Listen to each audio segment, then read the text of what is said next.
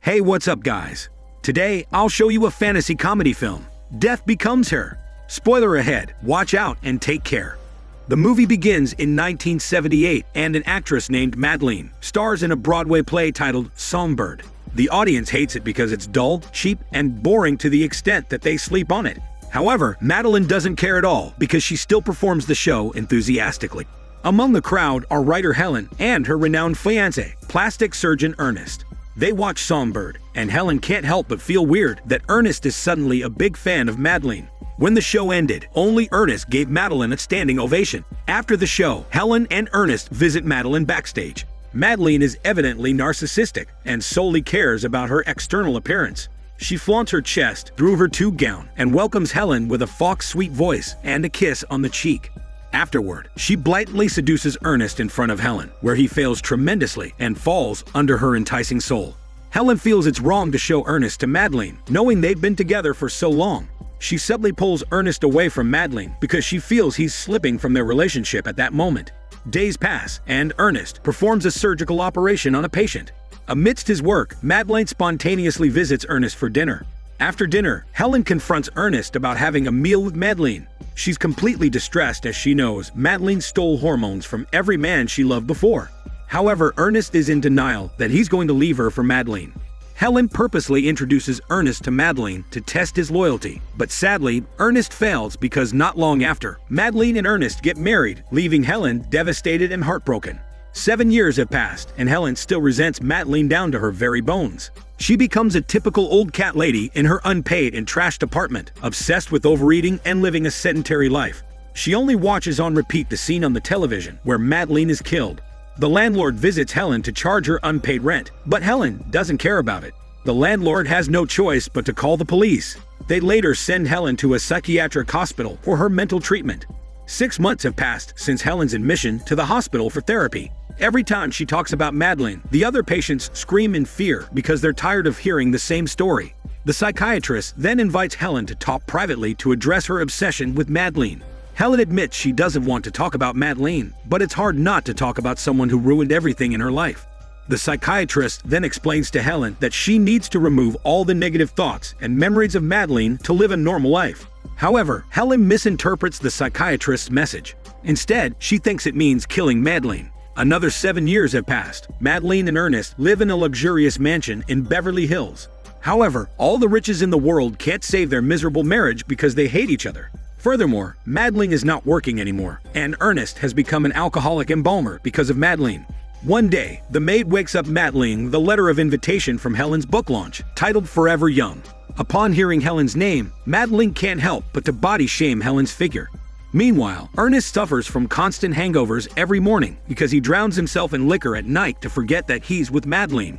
While Ernest travels to work, Madeline visits the French spa for an immediate beauty treatment. The spa girl warmly welcomes her, but Madeline is deeply agitated and nervous about tonight's party.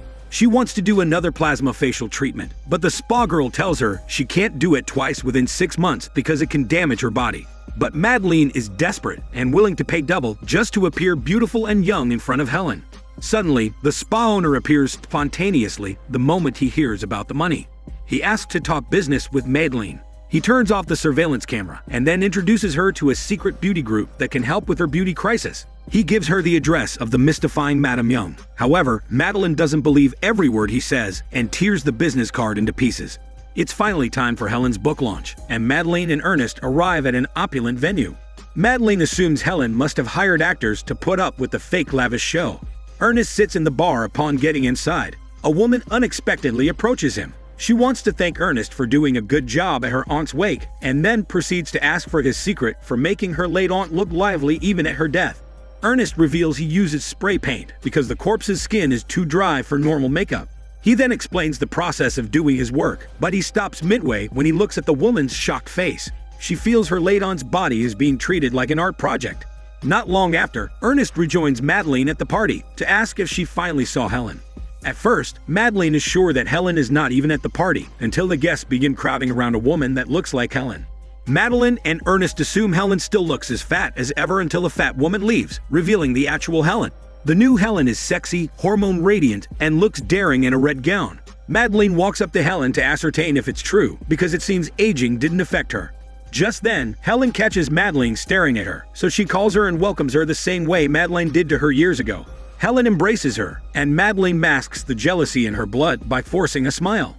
She's miserable inside and out, while Helen is out there looking pretty. Helen and Madeline talk about their underlying issue with Ernest. Helen assures Madeline that she never blamed her for stealing and marrying Ernest. Even if it's a lie, Helen makes sure it appears genuine. She gives Madeline a smelly kiss on the cheek, leaving a red lip stain. After that, Madeline browses Helen's book along with the other guests. The guests wonder how old Helen is, and when Madeline reveals Helen's in her 50s, the guests exclaim and inquire what products Helen used to look young. Right then, Madeline spots Helen dragging Ernest away from the crowd. She traces their smelly hormones and overhears the two talking. Helen assures Ernest that she never blamed him for leaving her, because it's all Madeline's fault. She also brings up Ernest's current job, and she pities that it's Madeline's fault for reducing his line of work to morgues and corpses. Helen intentionally wants Ernest to end things with Madeline so she can have him. After the party, while Ernest goes to his office and prints out a picture of him and Helen, Madeline leaves the house to meet her toy boy. Madeline arrives at Toy Boy's home, but she catches him cheating on her. She feels cheap for exchanging her for a nobody, but when she sees that his mistress is so young and hormone robust, she walks away quietly. Toy Boy tries to comfort her with his masculine muscles, but Madeline insults him and his mistress. Madeline hates to be reminded of her age, so she walks away crying and drives home. The rain suddenly pours down, ruining Madeline's makeup completely. She sees herself as ugly in the front mirror, and so she stops in the middle of the road to retouch her makeup. She searches for products to hide her aging, but it's all useless until she finds Madame Young's address. Desperate for eternal beauty, she visits Madame Young in her humongous castle. She meets Madame Young, who's 71 years old but never grows old. Madame Young introduces a tonic that's powerful enough to stop a person's aging process, and therefore results in an eternally youthful appearance. Madeline is hesitant at first because of the high price, but after Madame Young tests it on her hand, she quickly buys it with a check. Madeline drinks the potion and waits for the effects to happen. Subsequently, Madame Young gives her a warning. Madeline can use the tonic for years, but she needs to disappear from the public view in 10 years' time to avoid suspicions, because no one should know their secret.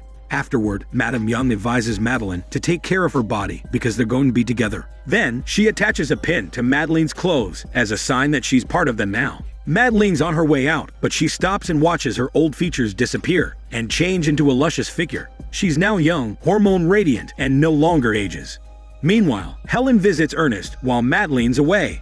Helen charmed her way into Ernest's heart to take advantage of his weak spot towards women. She tempts him to do explicit activities, and they end up doing a smelly workout on the couch. Once Ernest lowers his guard, Helen persuades Ernest to kill Madeline so they can live together. Helen's plan is simple. They're going to sedate Madeline with an untraceable drug, then put her in a staged accident that's supposedly caused by intoxication, before calling the police to report the incident.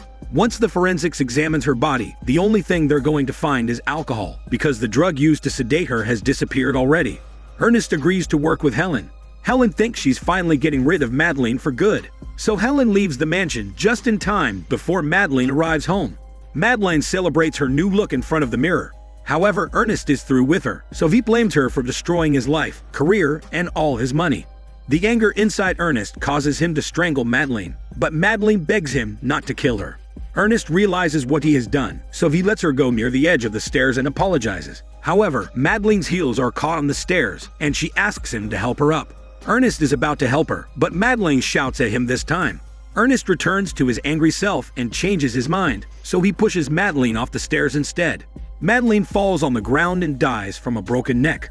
Ernest panics because he killed Madeline, so he calls Helen for help. However, Helen isn't happy that Ernest failed to follow her thorough plan, so they think of a made-up story before reporting to the police. Meanwhile, Madeline comes back to life. She stands up, but her head is twisted backward. Ernest screams and staggers to the ground because Madeline is supposed to be dead. Madeline then asks for help to return her head to its normal position, but Ernest is still in shock, so she does it herself. Afterward, Ernest brings Madeline to the emergency room for examination. The doctor examines her body and finds surprising results. Madeline is cold as a corpse. She doesn't have a pulse or heartbeat. The doctor stutters in disbelief and runs away because Madeline is really dead. Ernest then explains to Madeline that she just violated all of the natural laws because she's dead and yet still standing before him. Madeline faints because of the fact that she's a walking corpse, while Ernest goes out and searches for the doctor. However, Ernest finds the doctor suffered from a heart attack and is currently being resuscitated by other doctors. When Ernest returns to Madeline's room, a female doctor says she's been sent to the morgue. And so, Ernest saves Madeline from the morgue and brings her home to fix her body. Meanwhile, Helen sneaks into the mansion to finish what Ernest started. She wants to bury Madeline, but Ernest tells her that she's not dead, but a living miracle. Helen doesn't believe his smelly bullshit until Madeline walks up to her to prove that she's alive. Madeline then brings out a shotgun and fires Helen in her stomach. Helen flies in the air and lands on a pond. Ernest panics because of the succeeding deaths in a day, but Madeline tells him that they can bury her together. While the couple prepares the materials for Helen's burial, Helen rises from the water as if nothing happened. Madeline approaches Helen to search for the pin. Helen also possesses the pin from Madame Young, implying that they took the same potion. Ernest thinks it's another miracle, but the two ladies admit that they're alive because of a powerful potion. Ernest goes upstairs to calm his confused heart and mind, while Helen and Madeline fight and argue over their petty issues. The two ladies eventually realize they can't hurt each other, so they settle everything down. They admit their faults and apologize to one another. The two ladies finally reconcile and coordinate to convince Ernest to fix them. However, Ernest is really done with their chaotic personalities, so he asks them not to contact him anymore after his last service for them. Ernest finishes fixing the two ladies on time, but it means no one's going to fix them once he leaves, so they knock him down to bring him to Madame Young. Ernest wakes up in Madame Young's castle, and she offers him the tonic in exchange for his surgical skills. However, Ernest doesn't want immortality because he's going to witness his loved ones die, so he escapes with the tonic instead. Madame Young allows him to escape because there's an ongoing party in the ballroom hosted by the spa owner. Ernest is trapped among the immortals in the party, so he goes to the rooftop, hoping for an escape route.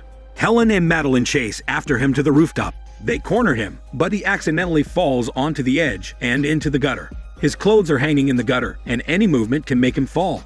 Madeline and Helen then see Ernest carrying the tonic, so they convince him to drink it to survive the fall.